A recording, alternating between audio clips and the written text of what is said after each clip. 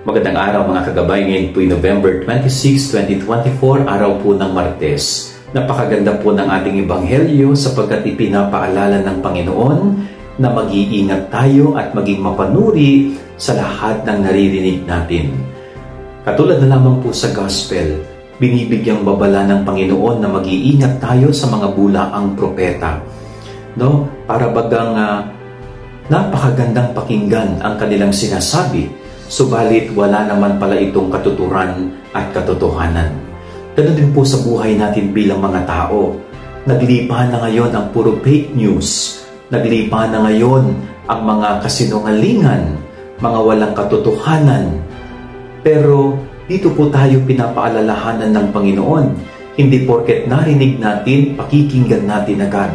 Kundi dapat magsusuri tayo.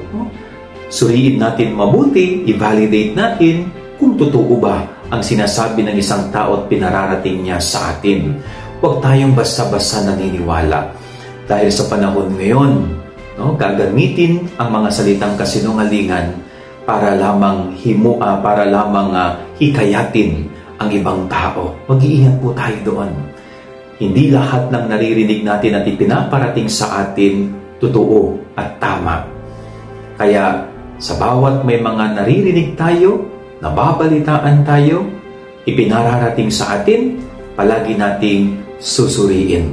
Diyan tayo pinag-iingat ni Jesus sa mga maling salita at mga hindi makatotohan ng pananalita. Katulad na lamang ng mga bulaang propeta sa Ebanghelyo. Yan ang ating gabay aral ngayong maghapon. God bless po sa inyo lahat. Pagpalain kayo ng Panginoon.